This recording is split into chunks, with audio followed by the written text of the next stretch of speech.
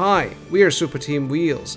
Apart from manufacturing cost-effective carbon bicycle wheels for you to enjoy, we would also like to share some tips of cycling. Check out our website superteamwheels.com and you may find your favorites.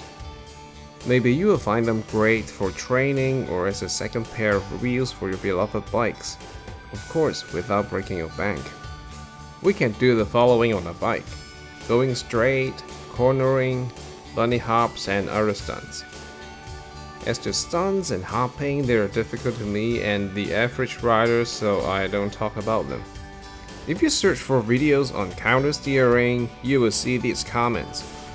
This is not counter steering.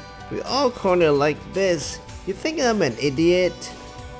Almost every so-called counter steering video has these comments. In order not to confuse people in the topic of counter steering, I will try to explain in the simplest way. Also, we hope that this video can prevent accidents for beginners. We will be focusing on tires and bikes used in urban areas and flat roads, not knobby mountain bike tires. When bicycle and motorcycle accidents happen, they are often during cornering.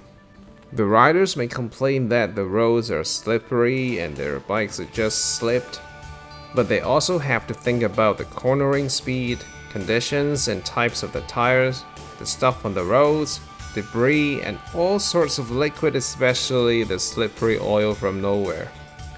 So don't always test your limits with the highest cornering speed.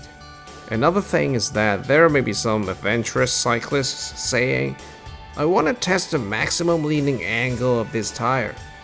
This is pointless when you can test the max lean angle is the falling angle. You can lean until you fall, they say. I still remember when I was around 9 years old I made this mistake. Because I saw those motorbike racers on TV who lean a lot and I wanted to do the same thing, to see how much I could lean. But now the scar is still on my left leg. Bicycle steering and motorbike steering share the same principles: handlebar steering and leaning steering, or both. Handlebar steering first. It is usually applied at low speeds, such as around 10 km per hour. The principle is the front wheel forms an angle with the rear wheel and it changes direction. It is used during U-turns and slow riding. Leaning steering uses the curvature of the tire, centrifugation force, and traction to change direction.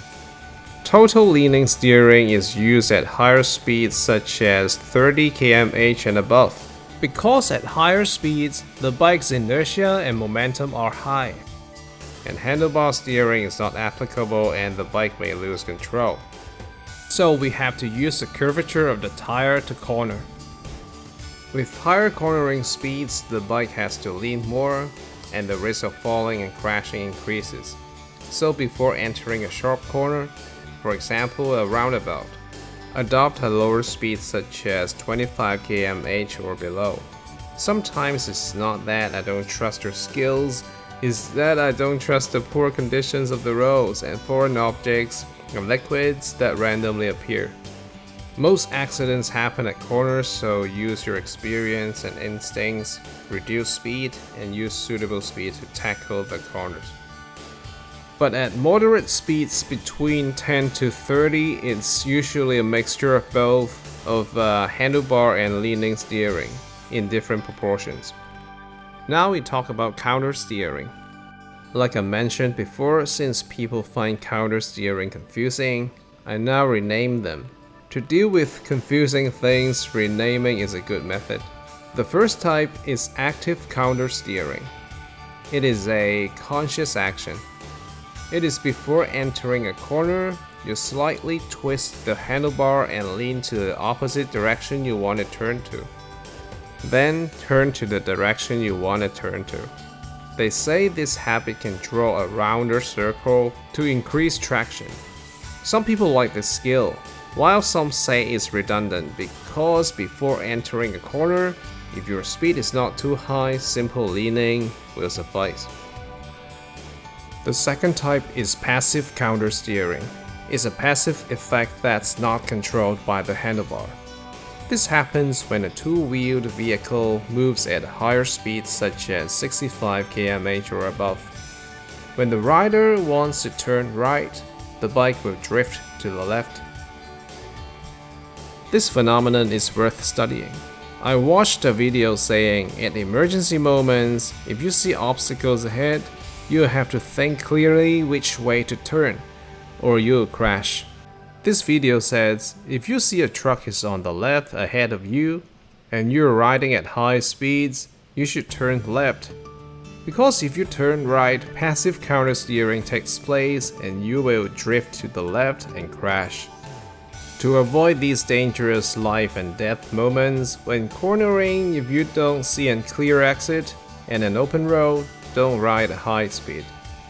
Life is priceless, so don't let passive countersteering hurt you. The final type is leaning countersteering or curvature countersteering. It makes use of the curvature of the tire.